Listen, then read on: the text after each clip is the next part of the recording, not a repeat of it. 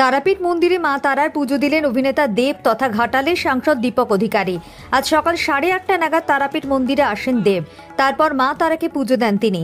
দেব অভিনীত একটি বাংলা সিনেমা খুব শীঘ্রই মুক্তি পেতে চলেছে। সেই সিনেমার সাফল্য কামনা করে মা তারার কাছে প্রার্থনা করেন দেব সহ সেই সিনেমার বিভিন্ন কলাকুশলীরা।